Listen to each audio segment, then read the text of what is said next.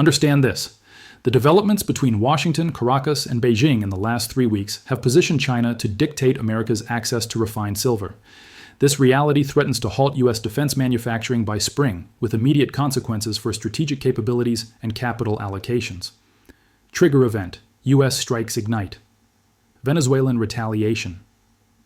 On December 12th, U.S. precision strikes against Venezuelan logistics and surveillance installations initiated a response that was economic rather than military.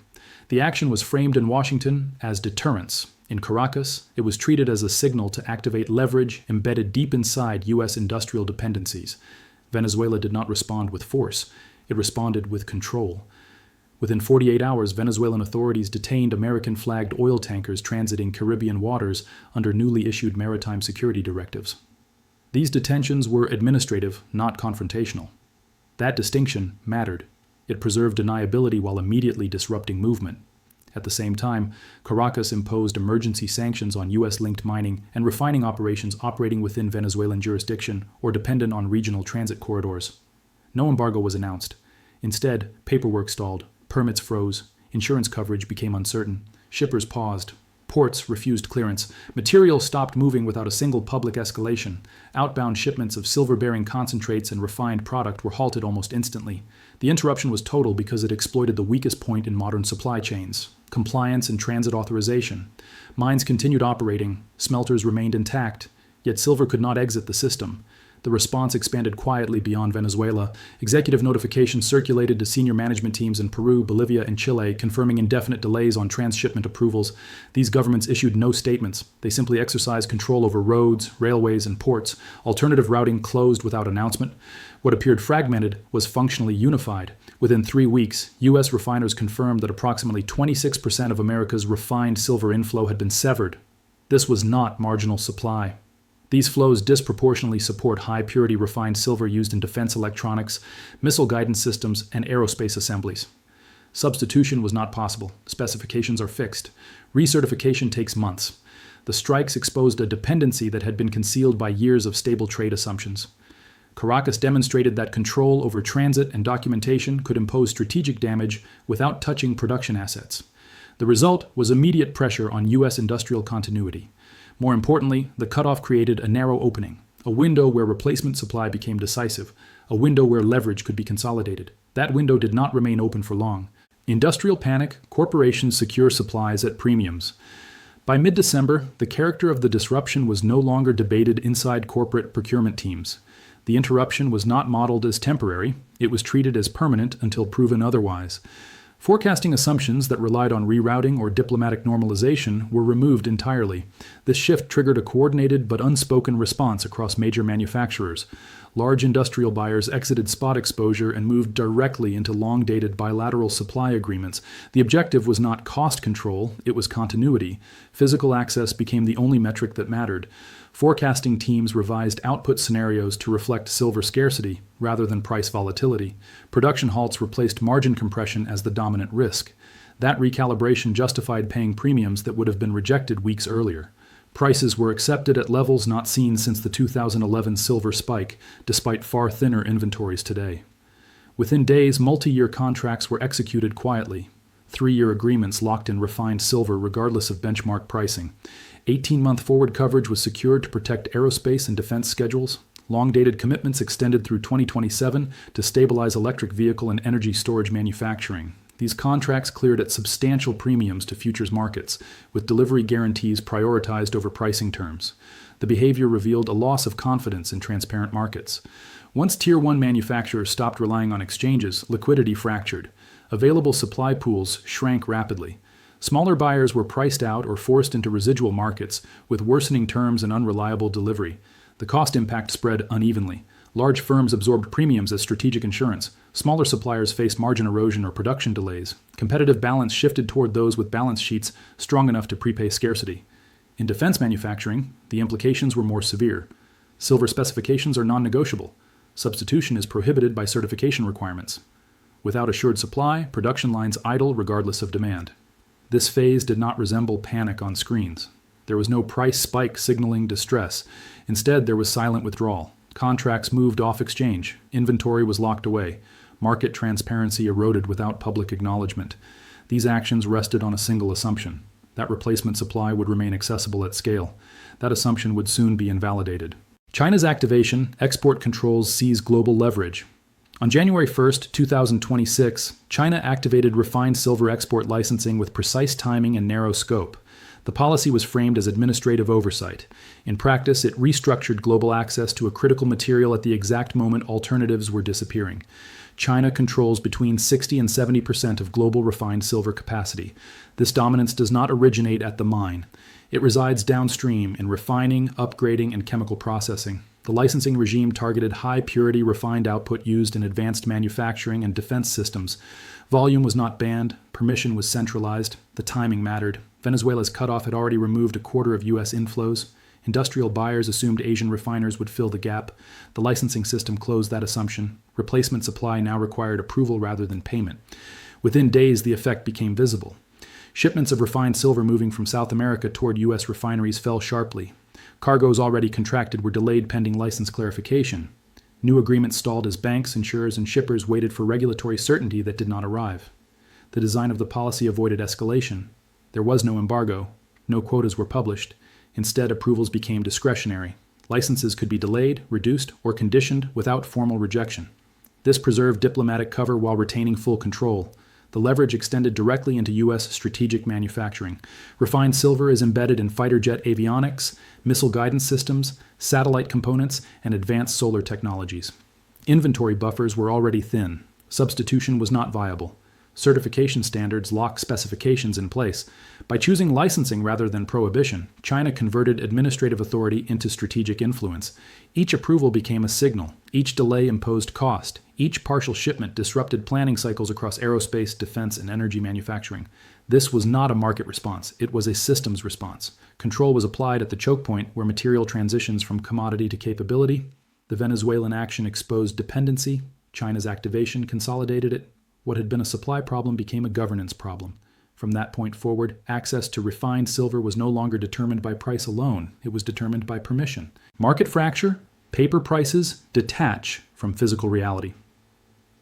As physical supply tightened, the pricing mechanism fractured. Futures markets continued to signal stability. Physical markets began pricing scarcity. The divergence was not subtle, and it was not temporary.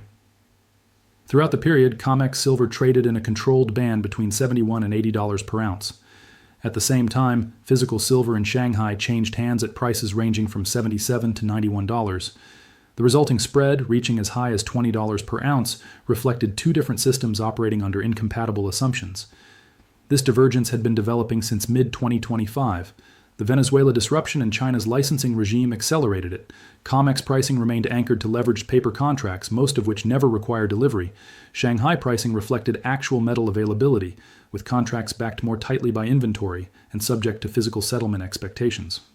Arbitrage normally closes such gaps. In this case, it failed. Traders could not reliably source physical metal to move between markets. Transport constraints, licensing requirements, and inventory scarcity eliminated the mechanism that normally enforces price convergence. What remained was separation. Analysis from market consultants confirmed the absence of temporary drivers. Seasonal demand, logistics delays, and refinery outages did not explain the premium. The spread reflected a repricing of physical reality. Shanghai priced silver as an industrial necessity. COMEX priced silver as a financial exposure. For industrial users, the consequences were immediate. Futures contracts no longer guaranteed access to metal. Hedges settled in cash, while refineries faced delivery delays or outright refusal. The pricing signal that manufacturers relied on no longer corresponded to supply. This breakdown created an illusion of affordability inside Western markets. Procurement teams referencing COMEX benchmarks believed costs were contained. That belief collapsed at the point of delivery, where premiums, rationing, or non-delivery emerged. The fracture undermined trust in the exchange-based pricing model. Market participants began to treat COMEX prices as indicative rather than actionable. Physical buyers shifted attention toward markets where price reflected possession. As liquidity migrated, price leadership followed. The center of gravity moved away from paper-dominated exchanges toward systems that enforce physical discipline. This was not a speculative transition, it was a functional one. The crisis revealed that silver's true price is no longer discovered where contracts are written. It is discovered where metal changes hands. The wider the gap grows, the clearer the message becomes. Paper stability and physical scarcity can coexist only briefly. The system now reflects that tension openly.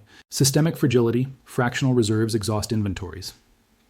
Beneath the visible disruption sits a structural weakness that predates the current crisis. The refined silver market in the United States is built on extreme fractionalization. The system assumes confidence. It fails under demand for delivery. COMEX operates with an estimated paper-to-physical ratio approaching 300 to 1. For years, this imbalance was tolerated because most contracts never resulted in physical settlement. Silver functioned as a financial instrument, not a deliverable material. That assumption no longer holds. Registered silver inventories have declined steadily since 2020. Roughly 70% of deliverable stock has been drawn down. What remains is approximately 60 million ounces. At current industrial consumption rates, that represents no more than 30 to 45 days of supply. This is not a theoretical constraint. It is a measurable one. Industrial demand does not pause for price discovery. Defense, electronics, and energy manufacturing draw silver continuously. When inventories fall below operational thresholds, production halts, regardless of futures pricing. Exchange operators have responded by tightening withdrawal conditions and increasing procedural barriers around delivery. These measures are described as risk management. In practice, they discourage physical claims and preserve paper liquidity. The appearance of abundance is maintained while access is restricted. Shanghai operates under a different logic. Contracts are constrained by available inventory. Leverage is limited. Physical settlement remains central. As a result, confidence persists even as supply tightens. Price adjusts upward rather than disconnecting from reality. Venezuela's cutoff removed a historical pressure valve. In prior shortages, South American flows replenished inventories when exchange stocks fell. That fallback no longer exists. The system is now closed on one side and restricted on the other. The consequence is binary. If even a small percentage of outstanding contracts demand delivery, registered inventories are exhausted almost immediately. This risk is no longer hypothetical. Industrial users, facing repeated delays and partial fulfillment, are exiting exchange-based procurement entirely. What emerges is a bifurcated market. Paper silver continues to trade with volume and liquidity. Physical silver trades in constrained channels at rising premiums. The two are no longer interchangeable. Such systems do not resolve gradually. They persist until stress forces a reset. Either delivery obligations are honored and inventories drain, or access is rationed and confidence erodes further. Both outcomes favor those who control physical release. The current shortage did not create this fragility. It exposed it. Years of financialization detached pricing from inventory. The present crisis simply removed the margin for error. With Venezuelan supplies severed and alternative inflows subject to external control, the buffer is gone. The system now operates at the edge of exhaustion. In that condition, authority shifts away from exchanges and toward whoever controls the remaining metal. Fractional reserves function only in calm conditions. Those conditions no longer exist. Control consolidation. Licensing excludes independent suppliers. China's export licensing framework did more than restrict volume. It restructured who could participate in the global refined silver market. Control was consolidated upstream, and access was narrowed by design. The licensing system imposed minimum shipment thresholds near 80 tons. This requirement alone excluded most independent refiners, traders, and secondary processors. Smaller operators, even those with available metal, could not meet scale requirements or compliance conditions. Participation became limited to a small group of approved entities. Only 44 state-linked firms were authorized to export refined silver under the new regime. This was not an accident of capacity, it was a governance choice. By channeling exports through politically aligned entities, Beijing ensured oversight over destination, pricing behavior, and timing. This consolidation shifted silver from a market good into a managed strategic resource. Export flows could be adjusted without public announcement. Volumes could be slowed without rejection. Delivery schedules could be fragmented without explanation. Each mechanism preserved flexibility while maintaining control. Domestic conditions reinforced the policy. Shanghai inventories fell to decade lows as internal demand accelerated across electronics, photovoltaics, and defense manufacturing. Domestic users were prioritized implicitly. Export licensing became a residual function, not a default channel. For U.S. and allied buyers, the change was immediate. Transactions that once cleared on commercial terms now required administrative approval. Timelines lengthened. Pricing became less transparent. Shipments arrived in partial tranches that complicated production planning and inventory management. Independent suppliers, previously a source of flexibility during shortages, were sidelined. Their exclusion removed redundancy from the system. Supply chains that once relied on a broad network of refiners were forced into narrower channels governed by state priorities. This increased dependency compounded existing vulnerability. Once manufacturers adapt their procurement systems to licensed flows, exit options shrink. Contracts, logistics, and compliance frameworks realign around the new structure. Over time, dependency becomes embedded. The result is asymmetric exposure. China retains optionality. Buyers absorb rigidity. Access depends not only on payment, but on alignment with export criteria that are opaque and adjustable. This form of control does not resemble embargoes of the past. It operates quietly. It avoids confrontation. It leverages compliance rather than coercion. Yet its effect is more durable because it reshapes incentives and pathways rather than blocking them outright. By excluding independent suppliers and consolidating export authority, China reduced market elasticity at the precise moment demand became inelastic. Scarcity was not merely intensified, it was organized. In such systems, power does not flow from ownership of resources alone. It flows from the ability to decide who receives them, when, and under what conditions. That authority now sits upstream of global manufacturing. Control has shifted from markets to administrators. Once that transition occurs, price becomes secondary to permission. Crisis indicators, manipulations, and market inversions. As physical constraints tightened, stress signals began surfacing across financial markets. These indicators were not subtle. They mirrored patterns observed during prior commodity breakdowns, where paper systems strained to contain delivery risk. At the start of January, margin requirements on silver contracts were raised. The move echoed tactics deployed during the 2011 silver episode, when exchanges increased costs to suppress participation tied to physical delivery. Higher margins reduce leverage, but more importantly, they discourage actors who intend to stand for metal rather than roll contracts. This adjustment did not address supply, it managed behavior. Financial participants with short-term exposure adapted easily. Industrial users seeking delivery faced higher capital burdens. The imbalance favored paper stability over physical resolution. Simultaneously, forward curves in London inverted. Spot silver began trading above futures by 2 to 4%. Backwardation of this magnitude signals immediate scarcity. It reflects demand for prompt delivery that futures markets cannot satisfy. This condition is rare in precious metals markets and historically short-lived unless supply disruption is severe. The underlying deficit explains the inversion. In 2025, the global silver market ran a shortfall of approximately 230 million ounces. That deficit exceeded the annual production of the world's largest silver-producing nation. It was not driven by speculative hoarding. It was driven by industrial consumption. Structural limits compound the problem. Roughly 75% of silver supply is produced as a byproduct of other metals. Rising silver prices do not incentivize proportional increases in output. Mining decisions are governed by copper, zinc, and lead economics. Silver responds slowly, if at all. New primary silver projects require 8 to 12 years from discovery to production. Permitting, financing, and infrastructure timelines cannot be compressed to meet immediate shortages. Even aggressive capital deployment would not change near-term availability. Despite these realities, futures markets continue to suppress price signals through procedural adjustments. Margin hikes, contract roll incentives, and settlement flexibility preserve the appearance of order. Physical markets told a different story. Each indicator reinforced the same conclusion. Paper mechanisms were being stressed to contain delivery demand. Physical markets were signaling scarcity through premiums and inversion. The divergence was not accidental, it was systemic. Such conditions do not persist indefinitely. Either delivery pressure subsides or suppression mechanisms fail. In this case, demand drivers remain intact. Defense, energy transition, and electronics consumption do not pause because of market structure.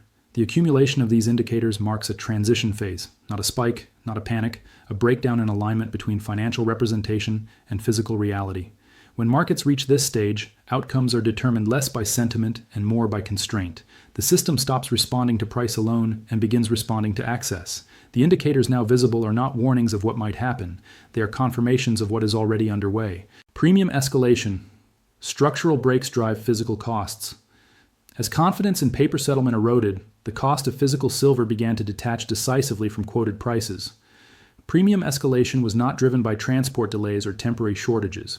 It was driven by a structural break in market trust.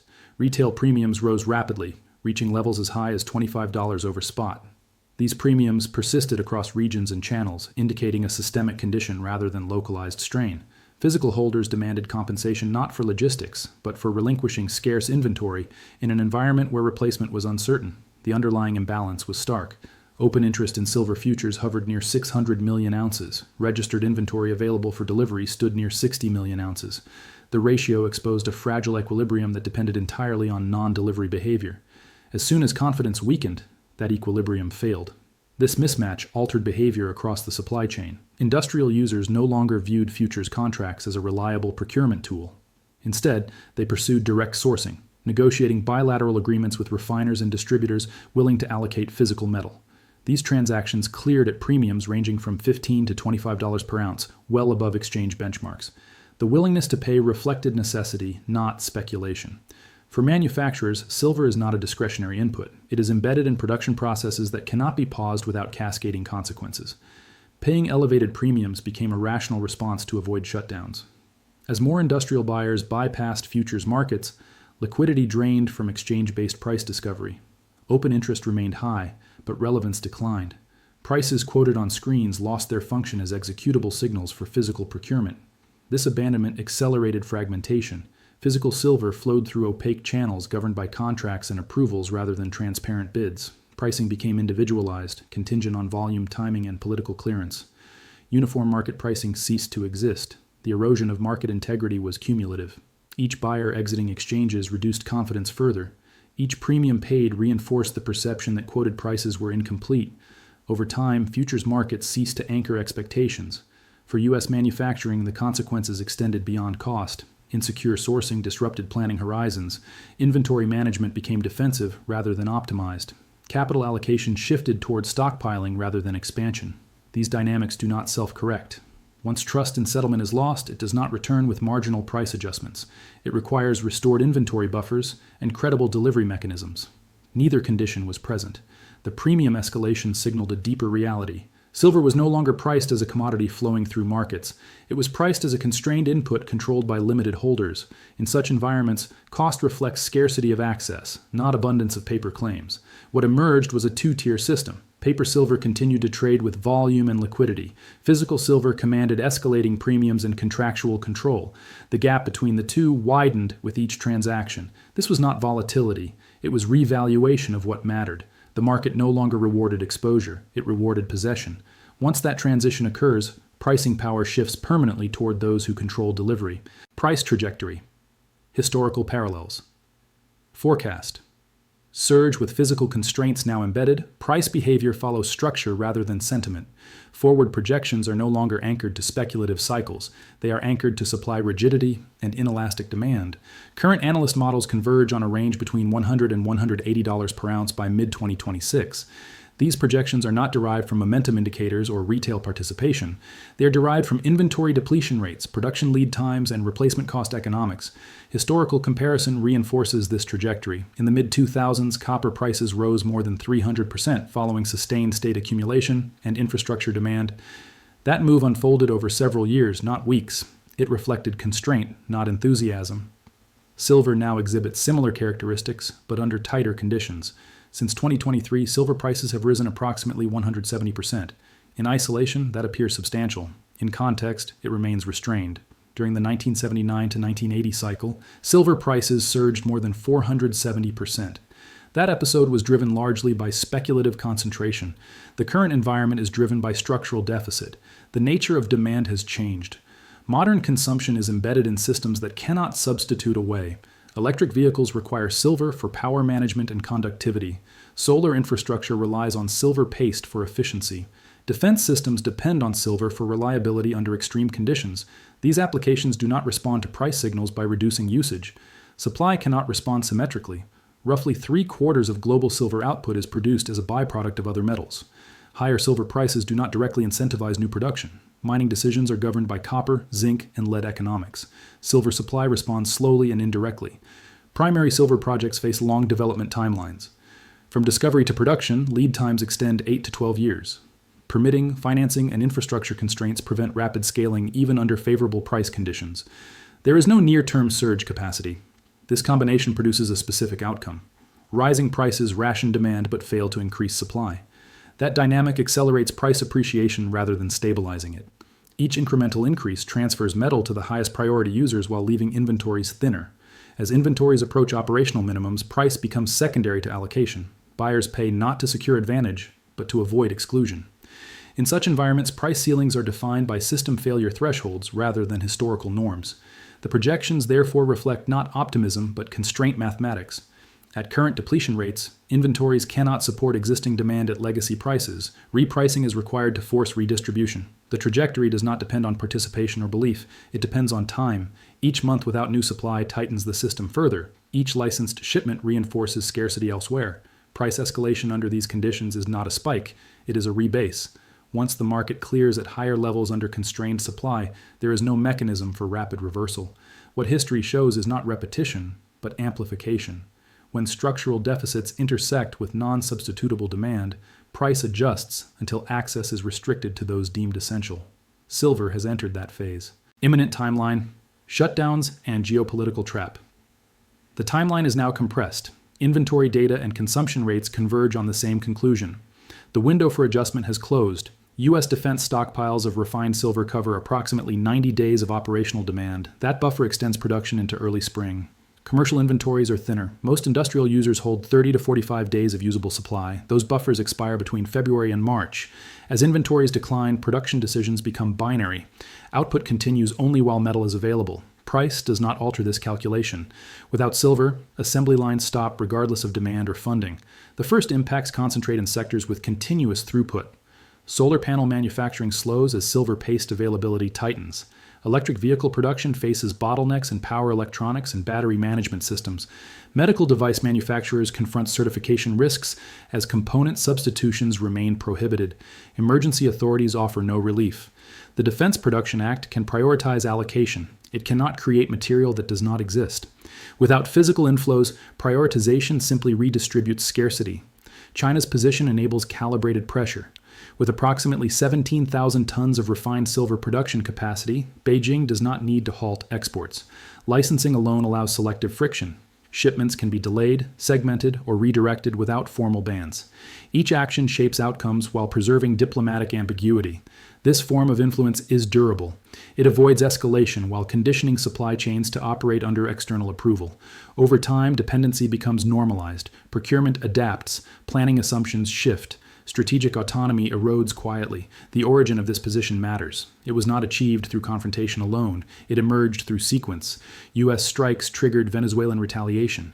Retaliation exposed supply vulnerability. China activated control precisely as alternatives vanished. What followed was not miscalculation, but system logic. Each actor moved within its incentives. The outcome reflects structure, not intent. The result is a geopolitical trap. The United States retains demand without control. China holds control without overt restriction. Venezuela demonstrated how transit authority can impose leverage without owning production. Together, these actions reshape the operating environment. As spring approaches, decisions narrow. Either supply resumes under license terms or production contracts. There is no third path. New mines cannot be built. Inventories cannot be replenished domestically. Substitutes do not exist at required performance thresholds. This moment does not announce itself with crisis headlines. It manifests through missed deliveries, delayed certifications, and quiet production slowdowns. By the time disruption becomes visible, leverage has already been exercised. The system now rewards those who anticipated constraint and secured access early. Others absorb the adjustment through cost, delay, or shutdown. This is not a forecast. It is a timeline derived from inventory mathematics and policy structure. When buffers expire, outcomes follow. Thank you for listening. Based on everything you heard, which side do you think is gaining more ground right now? Share your view in the comments and explain why.